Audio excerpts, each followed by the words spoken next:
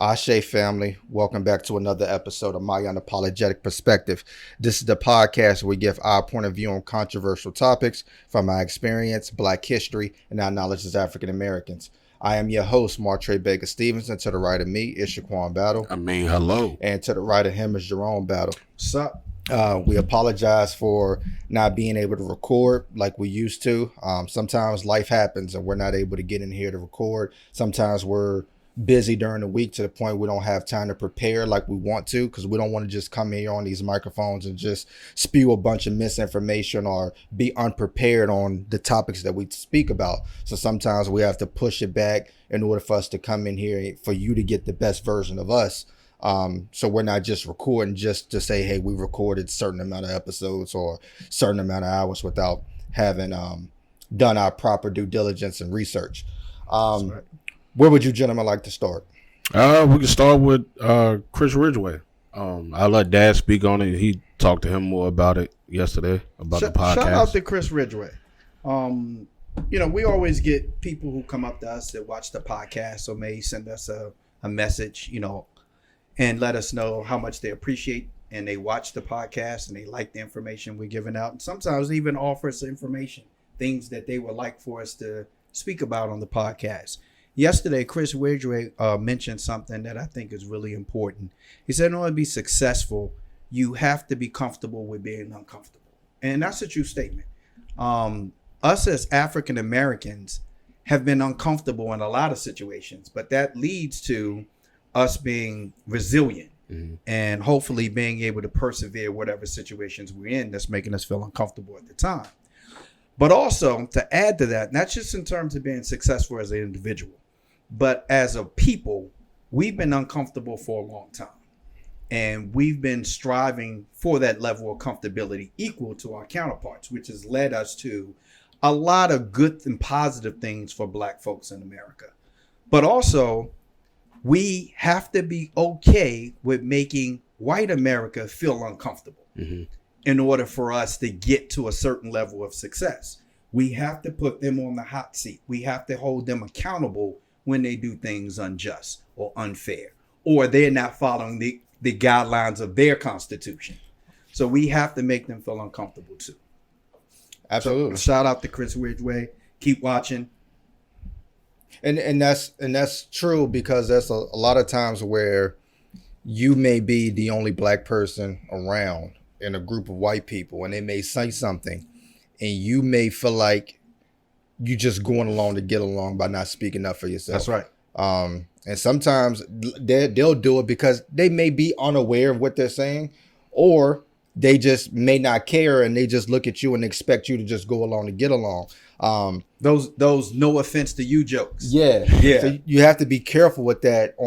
You have to, sometimes as a man, you have to stand on something. That's right. And you have to stand on that, whether you're in a group of all Black people or you're a group of all white people and it's just you have to stand on your principles and what you believe in. So if somebody come out their mouth, and even at your job or whatever, and they say some stuff that you don't agree with, by your knowledge, as we talked about in the intro of this podcast, our experience as Black people that you disagree with, you have a right to say why you disagree with that, even if that makes 8 or 9, 10 of people around you uncomfortable, because obviously they said something that makes you uncomfortable and can care less about how you feel about it. You know what I'm saying? So we have to be careful at not just going along to get along. And sometimes we may have to say and do some things that make people uncomfortable by just being ourselves. That's at right. The end of the day. Absolutely. I want to start with, I know this isn't a sports podcast, but it is something I want to talk about, because as Caitlin Clark has been going on this run the last 4 years of her career with the scoring record, there's been names that have came up in women's basketball that a lot of us didn't know about. The main one was Lynette Woodward, who held the scoring title but wasn't acknowledged by the NCAA because it was basically before the NCAA took over. So her scoring record was not underneath them. Yeah. And she was Black, so she had, she was number 1 in scoring. But according to the NCAA, her name was never there because it was before that time period. Woodward was also the first female member of the Harlem Globetrotters. She was a 4-time All-American at Kansas University, averaging 26 points per game, scoring over 3,649 points in her career, and the first woman in Kansas University to have her jersey retired. So she was one of them. And doing some research, there was a few other people of black women in basketball that I believe that we don't talk about enough, because we've talked about, a lot of people just start with Cheryl Miller, you know what I'm saying? Mm-hmm. Because Cheryl Miller was one of the ones in college that never got a chance to play in the WNBA. So they start around that time period. But when you look at people like Lusia Harris Stewart, who led her team to 3 straight college national championships, earning tournament MVP each time. She was the first woman drafted to the NBA in 1977 by the New Orleans Jazz. There was another woman drafted, but the NBA called it a publicity stunt because she was drafted out of high school. So this was the only official woman drafted to the NBA, to where she decided she wasn't going to go try out for the New Orleans Jazz, but she was drafted. She scored 2,981 career points, 25.9 points per game, and averaged 14.4 rebounds a game. A monster. Which leads me to Pearl Moore. Pearl Moore is still the all-time women's basketball scoring leader. She had 4,061 points under the Association for Intercollege Athletics for Women's small school record. The NCAA back then, there was no NCAA tournaments, so all of her stuff came in the regular season. And there was no three-pointer. No three-point line.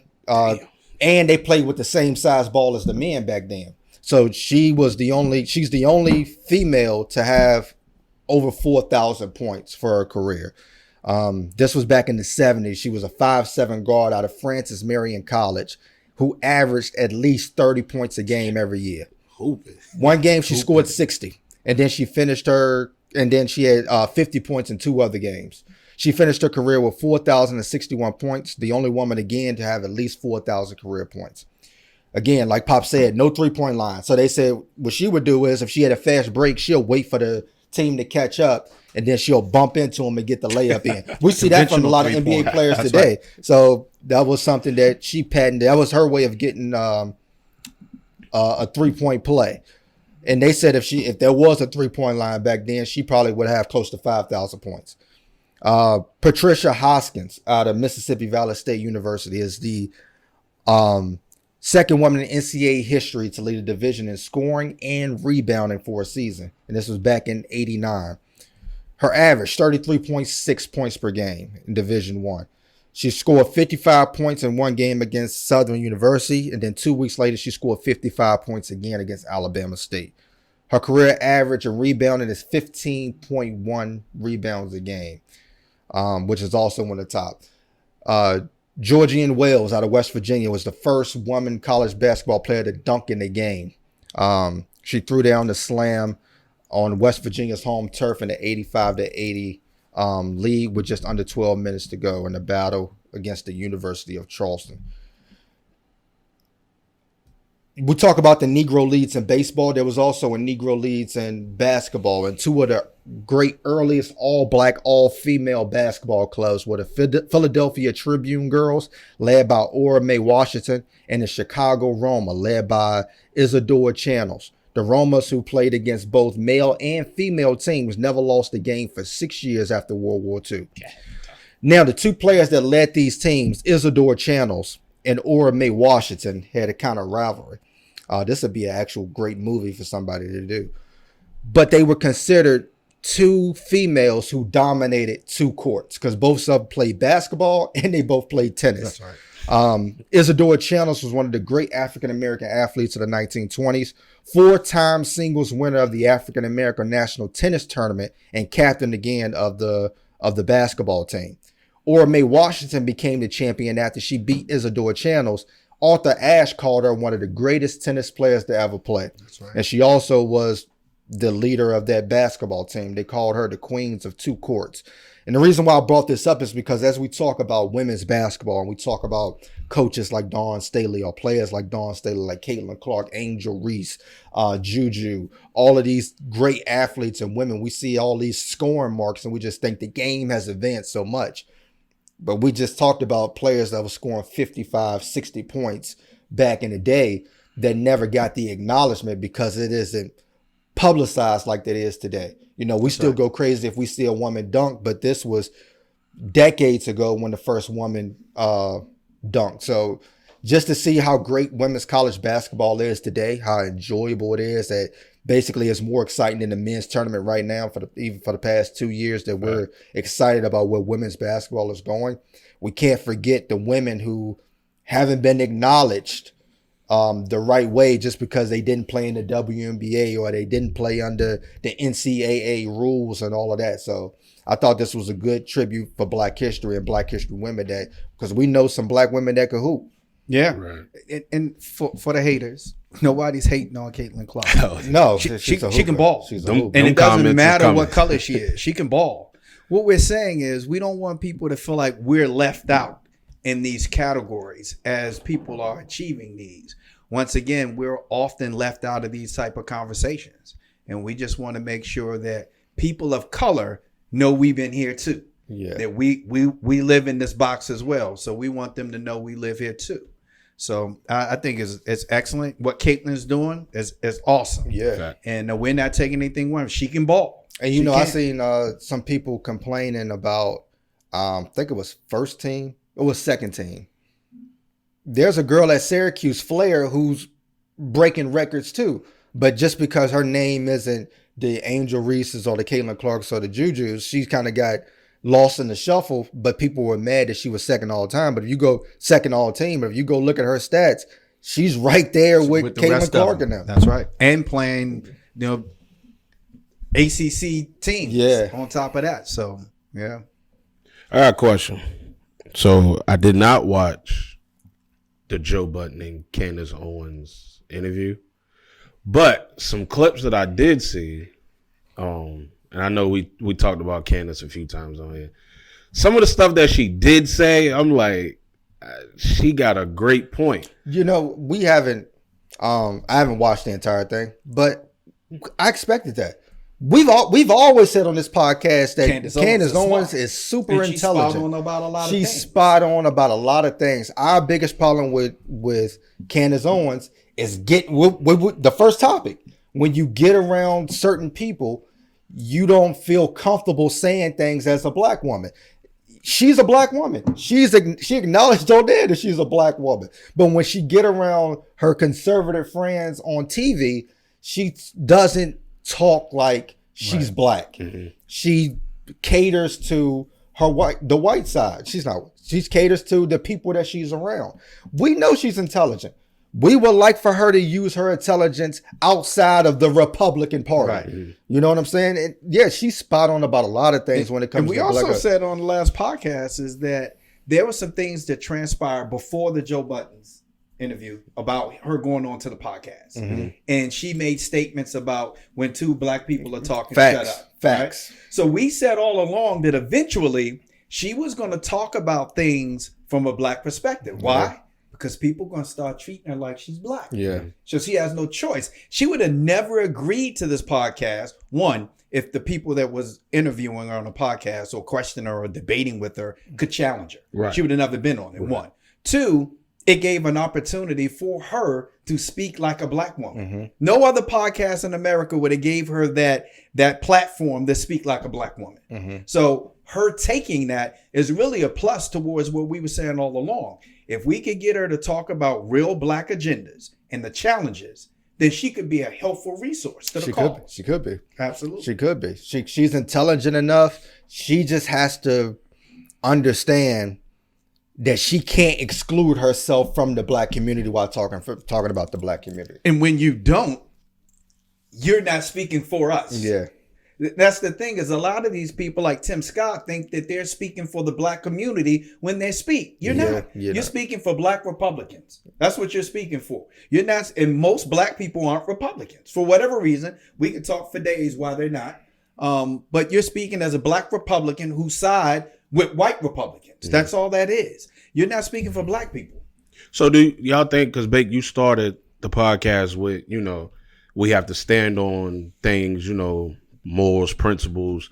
Do you think somebody like Candace Owens, we know she has morals and principles.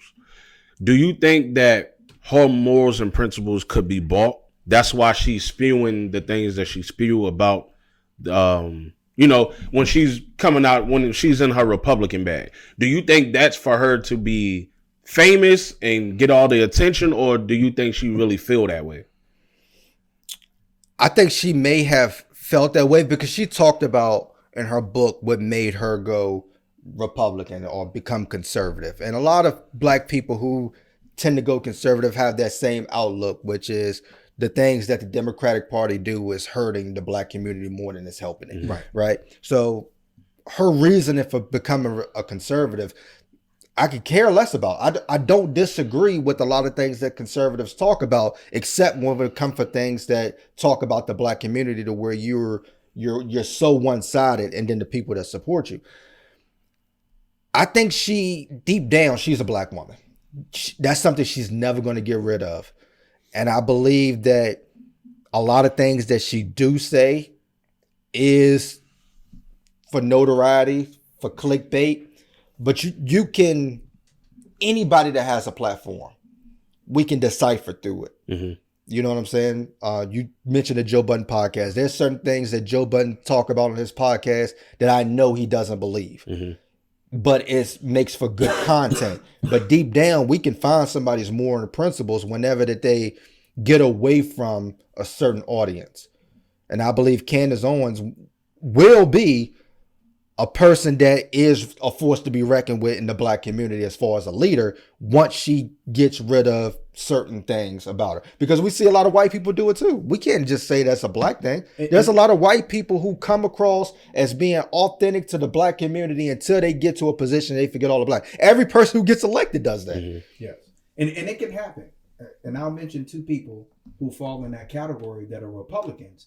But when you hear them on any podcast or interview, they talk from a black perspective, not necessarily a Republican perspective. Condoleezza Rice and Colin Powell. Mm-hmm. So when you listen to them or you read her book, you will see she's very much pro-black. She's very much a black woman in America. But she also is a Republican by choice of political party. Mm-hmm. And I think that's what some people get confused is because most Democrats, most black Democrats, vote Democratic, not because of the party itself, but because they think that Democrats are for black people. Mm-hmm. That's what they think.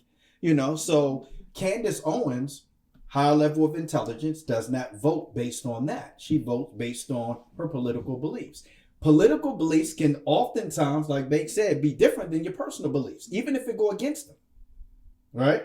Even if we see it all the time. I don't believe that half these people that are saying that they're pro-women's rights or they're for abortion, that they're really giving their honest personal opinion, or even better yet, religious beliefs. Mm-hmm. Because a lot of them are going against their religious beliefs for political reasons.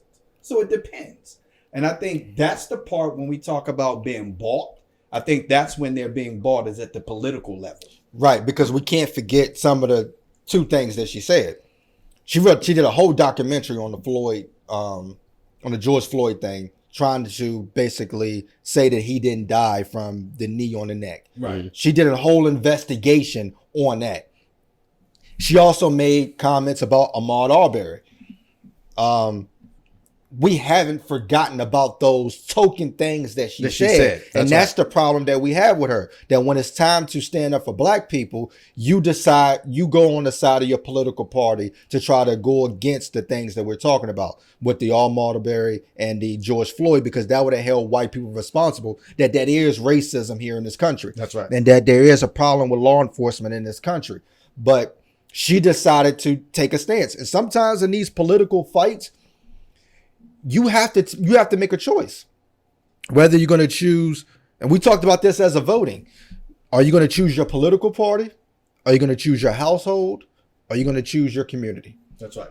you have to make a decision on what it is that you're voting for. And I believe time after time again, she's chosen the Republican Party. Now, I don't know if that's setting her up to run for president because her name has come up a lot. Maybe she's doing that for that. I don't know. But she has to, at some point, she's going to have to make a choice. Absolutely. I want to talk about something that I saw a interview.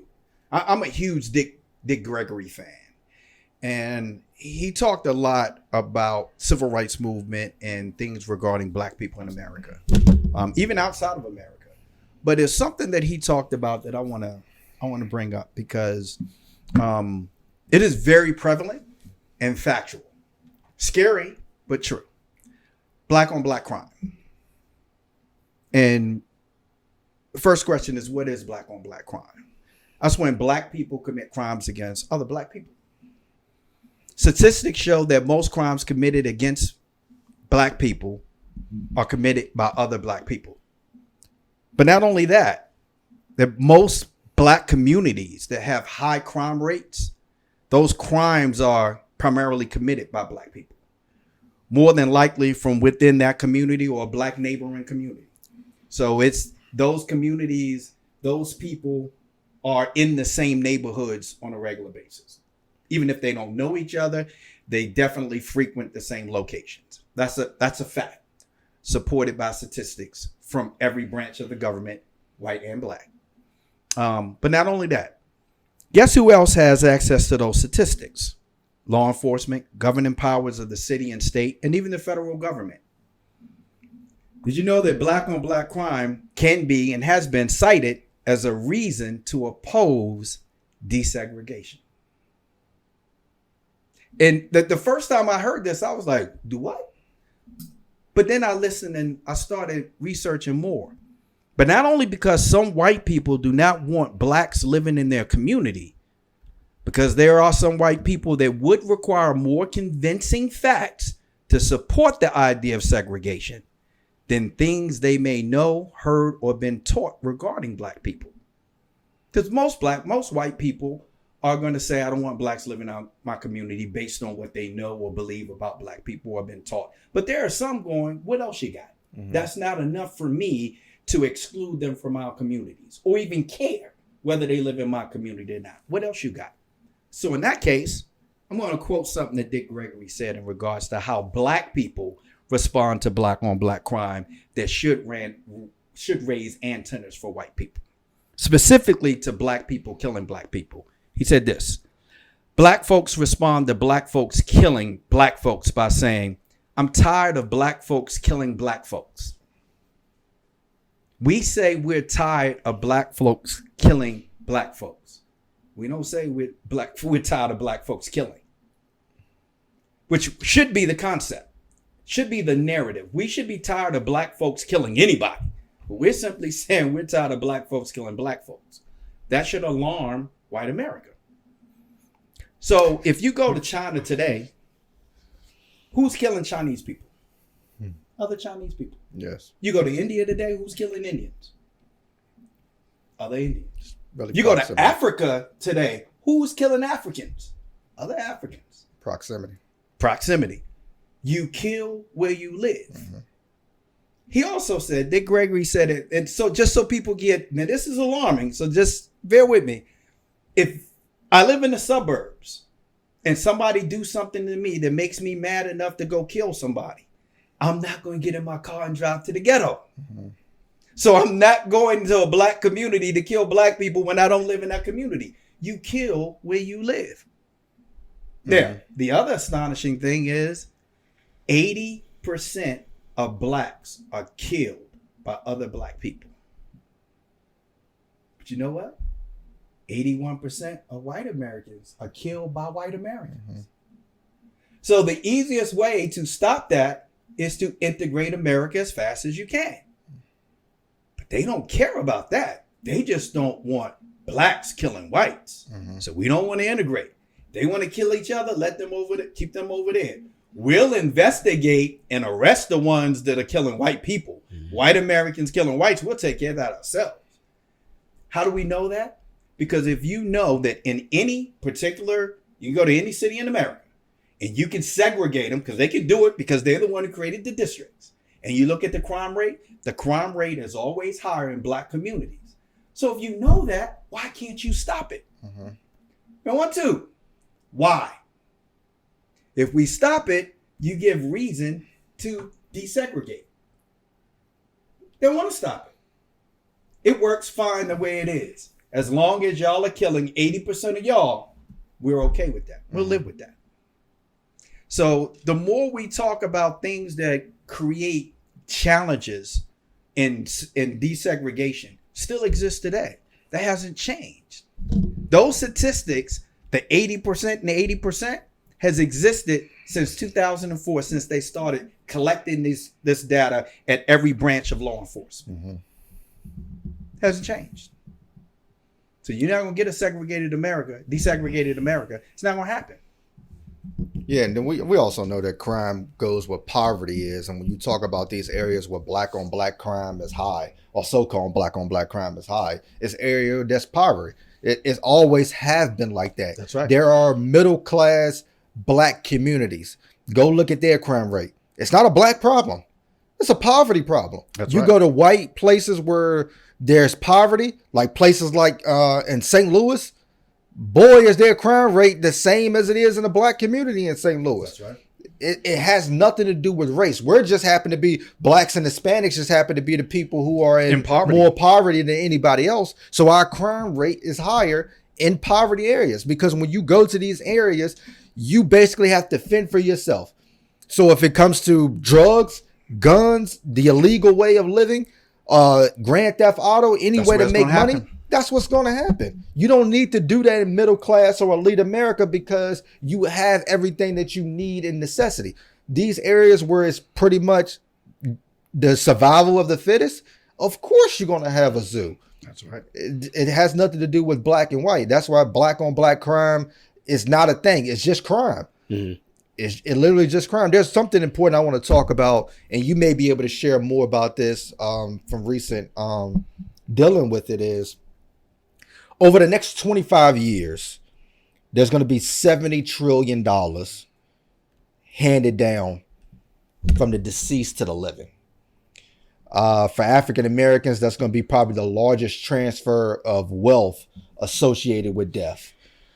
People like Chadwick Boseman didn't have a will. Neither did Prince. Neither did Aretha Franklin. Michael Jackson's family is constantly fighting over his estate. James Brown. James Brown. It's all 77% of African Americans. I'll say that again. 77% of African Americans don't have a will. Older black and Hispanic households are much less likely to have them than white people. One of the reasons why a lot of black people don't have a will, the reason why they say it is, number one is they don't want to think about death. Number two is they don't feel like they have enough assets to even go through the paperwork for a will. Mm-hmm. Especially if they don't own their own home or whatever. But sometimes a vehicle, family keepsake, mm-hmm. are assets. When you gave me granddad's shirt, that's worth $1 million to me. That's something I can hold on to. That's something I can pass down that has his name on it. That's important to me. So even if it's just a $30,000 home or a half acre of land, that's something that's valuable that shouldn't be discounted. That we should hold on to, even if it's a piece of jewelry. When someone dies without a will, state law is they will determine where the assets goes. Most of the time it goes to the spouse. If there's no spouse, it'll go to the children. But there could be issues with even minors receiving the property. That's right. In a lot of cases. And plenty of times you got to go to court and do all of these other stuff, pay a lot of money, especially if there is no surviving parent. There's times where parents die and the child, even though we have godparents, a lot of that stuff is for show. Right. There's usually somebody else is going to take the child, but there's no will to say who's going to take the child. If you leave your stuff with the child, then the person who's taking care of them going to take the stuff and the child's not going to have nothing. Right. And I'm talking about this because the Joe Budden podcast where Ish was talking about when his pops died, how the aunts came in and basically robbed the bank account. The uncle basically was mad at him because he didn't get the car. All this other stuff. So like that's typical happening in the black family, where sometimes when somebody died, the funeral can be chaotic because of who gets what. Right. And sometimes black people, well, most of the time we see that black people don't have a will to see where these certain things go. So we got to be able to have a transfer of wealth, generational wealth that we can pass down, but also be clear about who we're passing it to, what we're passing, and how much are we passing it down to. Because a lot of times that's not clear in black and Hispanic households. Like for me, this house, this land, if I leave it to my children, don't sell it. Don't give it up. This is something that we have to keep in the family because money is going to grow from this. And I want it to outlive you. Like, don't just look for the easy way out. And I know when it came to COVID, round of applause for black people. We're the most likely to have life insurance. 68% of black African Americans now have life insurance, more than the national average. We realized how important life insurance was. We realized how important that, because there were so many people dying and they was having GoFundMes. Yeah. To bury him. And it's like, dang, we are not taking care of and preparing for that next life. It's gonna happen. At some point we're all gonna leave this earth, and it's important that we make sure that we're leaving our family, like as Chris Rock say, with a will and not a bill. You know what I mean? And I think it's important that black people start looking at the transfer of our property. Whatever assets you have, you still want to make sure that your family have it. Yeah, I saw a comment. I heard a comment the other day by, I think it was Denzel Washington, but it was a comment from years ago, maybe 20 odd years ago, and he said, for black families to make preparation for death is putting the deed before the will. And he said, what I mean by that is you're asking them to do something about when they die that they're not even doing for their life now. So getting black people to prepare and plan for their future should be step one. Step two should be planning for when you're not here.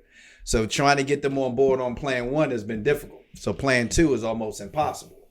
But I agree that you have to make preparation. Everybody has their own opinion about the best way to do it. My personal opinion is you do it as a trust. Because as a trust, instead of willing it to an individual, you can do what you talk about, is you could keep that property. You could keep that within the bounds of the family. But you can also put stipulations on who gets what and when they get it. Yeah, for sure. So you do it as a trust. It'll make life a lot easier for everybody. Yeah, because I seen a family, man. This man worked his life and left them a lot of money. And boy, did they blow through it. Yeah. And, when it comes to property, the biggest thing about the property is you have multiple people that are heirs to that property. Then trying to get, once again, black people to agree on one thing is going to be difficult to do, whether to sell or to keep it. And then usually when you do it that way, everybody is responsible for a percentage of the taxes. We'll try to figure that out and then get people to pay their percentage. Were you and my uncles on the same accord of what granddad had and what needed to be done? We're different beasts. I'm just going to be honest with you. Because technically, we didn't want a goddamn thing. I'm just going to be honest with you. For sure. And I think the hardest thing for all three of us was to figure out what would he want us to do. Because I don't want to go too in depth on this, but my dad kind of planned everything out and kind of left us a document to tell us what to do and how to do it and when to do it. Right. Everything else was like, either you do nothing or you guys are smart enough and close enough that you could work it out, which is what we did. But the sentiment was we didn't want shit, but there were certain things that you have to do something with it. So you take this, you take this, you take that. Okay. You don't like that, we switch it up. But we didn't have that problem because none of us gave a shit. We didn't want anything. What we really wanted the most was him to be here, which we couldn't get. For sure. And 2 was never have to go to Rocky Mount, North Carolina again in life. That was the only 2 things we wanted. We all agreed on that shit. That's what we really wanted. So as long as we got that thing, we were good. Now, we all ended up deciding to keep certain things. And I'll go ahead and be transparent. I kept something that I did not want. But every time I drive it, I think of my dad. In fact, sometimes I drive it, I feel like my dad. In fact, sometimes I drive it, I think I am my dad. Right? I just remember his face when he brought that here. So I'm glad that I kept that. I am glad that I kept that because it makes me feel good to drive it. I know that was something that he did for himself. He did that. And he did that because he was trying to find a reason to live. Yeah. He wanted to be here.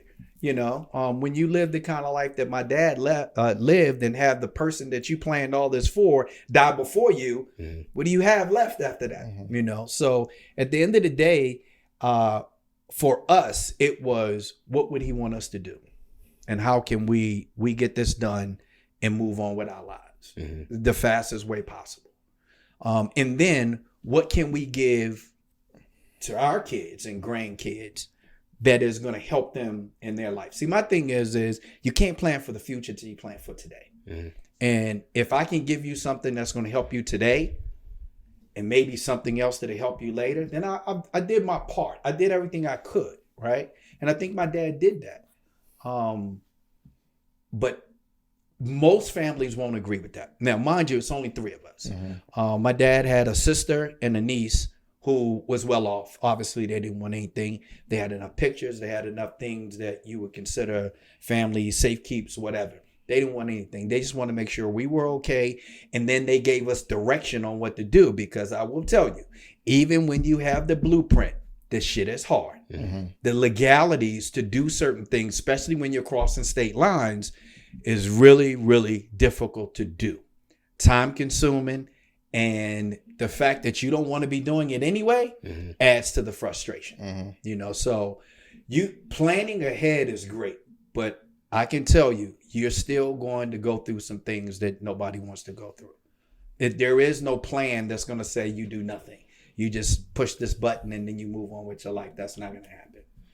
Yeah, like Bake said, I remember when he first bought the car and brought it up here and was showing us all of the features and, him being excited that, hey, look, I don't even got to use CDs no more. I can just plug my phone in and play music off the phone. But, even when we come back in the house and he has me and Bake sign something that, we wasn't ready to sign, but it was him getting things in order for what was to come. That's right. I mean, even when he asked me and Bake to sign it, we looked at each other like, we don't really want to do this, but it's what he wants. Something that I got from him is this chain and charm that he never took off. And for that, since y'all giving it to me, I haven't taken it off. I shower it. I do everything. I work out in it. I never take it off. In my lifetime, I never saw my dad without that charm. Yeah, I keep it on. I don't take it off. I've never seen him without it. I got a camcorder, and our granddad recorded everything. Like every single thing from when we were kids growing up. He recorded everything, and that's something that I just keep, that I don't even use, but I understand the importance of it. My daughter's been around to she know that this is what this dude did every time that they was around, that he recorded. And it's something that could to stay in the family. Like I said, it may not be an asset of a bank account, but it is an asset to the family. That's right. And Cameron got the computer information, like for all of the information that this dude got, pictures and all of this other stuff, like that's important. Absolutely. Most people would just come in and just throw that stuff away. They just want, how can I get the bed? How can I get the couch? That's the important stuff. And when we talk about wills, we always talk about the monetary things that are of monetary value. But really and truly, part of the will is not something that you give to somebody per se and say it's yours or it's in your possession. every family member is entrusted with the legacy and carrying on that legacy, whether it's just having conversations and reminding people of certain things about the people that are no longer here, or just telling stories, things that you remember about that person. And every family member is entrusted with that responsibility to pass that legacy on, that you can't put that in a will. You know? And you're like this, not for our family, but when you look at other families, you have to be careful, because if you don't have a will and your money goes to your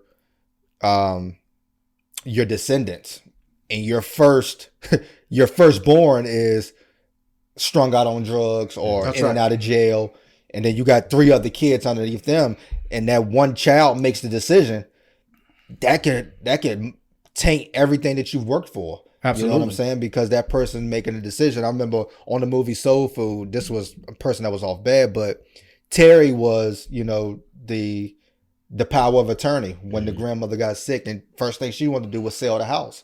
And the other people in the family was telling her how important that house was, but she was only thinking about the right now of selling the house. And sometimes that's what you have to deal with. If you don't have a will to be specific about what it is that you want, sometimes your own family can come through and mess everything that you've built up. So you have to be careful with that. I know, and the crazy part is it's not just black families. My sophomore year, one of the guys I went to high school with, the mom had passed away when he was younger, and then once he got to high school, the dad passed away, left everything to him. I'm talking about a lot of money. He blew it all on cars. Yeah. When you start talking about death, especially your parents, I think about a story that you guys will probably hear eventually. Jazz tell a story about one of his friends that lived in Wassy Projects. They lived in the same building, and on one particular day, he and his friend watched them carry his mom out on a gurney, and then later on that day carry his friend's dad out on a gurney. So this kid lost both parents in the same day, and at that point, I can tell you now, he ain't thinking about fucking will. He ain't thinking about no property, no money. He thinking about where the fuck am I going to live? How am I going to survive? How am I going to be able to go to school every day? I don't have any parents. What's going to happen to me? So I don't want people to overemphasize a will in terms of structure and monetary value. But at some point, it has to become part of the conversation. If you have something, you need to do something. Period. Well, even in that situation, who does he go to? So a will of who does he go to? And when we give our stuff to our children, those people he going to, make sure they protect those assets. Right. The other thing is, and depending on what state you're in, just because a will says that the child's going to go live with his Aunt Wanda doesn't mean the state can automatically allow that to happen. That's something that's still decided by the courts. They're more likely, this is a history lesson for people. If you are a black child, you are more likely to get the opportunity to go live with a family member. If you're a white child, maybe not. Because the hardest thing to get in the adoption realm now is a white child. So they have to take that in consideration. If you think about orphanages, what are the predominantly race of the kids that are there? They're going to be non-white kids. So that's also taken into consideration based on the will, depending on what state you live in. That's a fact. That's good stuff. Y'all got anything else? I have one thing. Goon Squad in Mississippi. Take that. Take that. Hey, there ain't no Goon Squad no more. Ain't no Goon Squad no more. Get in there. Squad. I know you ain't going to do it no more. Not for another 27 years. Get on in there. The Get Hit Squad. That's right. Get in there. I got one last thing before my computer die. Hold on. I might be able to get some of it out. Elon Musk came out, talked about, he stated that diversity, equity, and inclusion initiatives are dangerous to society. I think people forget why these words even exist at the level that they exist in this country. because it was built on the total opposite, right? That's right. When we talk about things like diversity, equity, inclusion, its function is to make sure that people who have control don't repeat what happened in the past. That's right. So if you want someone to be hired or promoted based off of what you call merit, we need to make sure that somebody's doing the hiring and promotion are doing it based off integrity. That's right. Like we can't just trust certain people to be able to do things. Someone getting hired under DEI isn't just getting hired because they're black or getting promoted because they're black. They have to qualify also just to be in that position. Because for decades, people who were qualified to work in the offices were cleaning the offices. So we had to make sure that we don't repeat the past by putting these things into place. Somebody who is from South Africa should understand racism and systematic racism at that.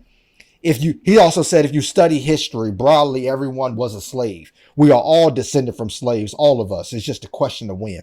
The difference between you and I, Elon Musk, is that we know the names.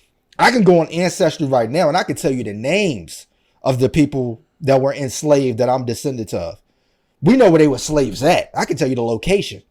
Some of the houses and the land is still there that the people who owned it are profiting from still to today.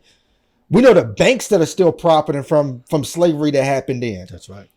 Slavery is just one aspect. We know the people who profited from redlining, black codes, and mass incarceration. Like, these are different type of conversations that people like you would never understand.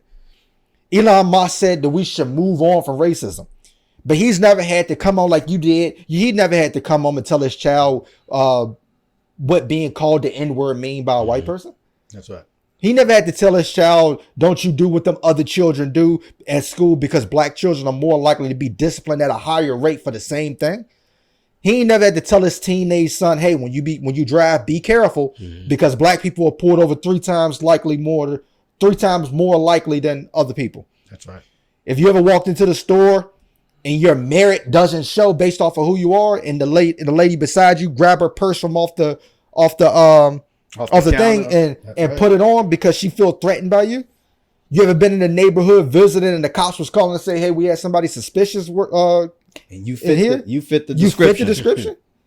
Like, these are conversations that white people would never have. When they say we should just get over racism, it's because they don't have to deal with it. You have to deal with us talking about it, but you don't have to deal with the aspect hitting you into life over and over and over again. And then your children come home and they talk about things that happen to them and you know it's pure racism. That's right. And you don't even have an answer for them. You just say, hey, that's just the way it is in this world. Like, people like that don't understand that people like him shouldn't even speak on stuff like that, especially on how his father got his wealth. I don't care how many fucking Teslas you sell, and they're going to change that.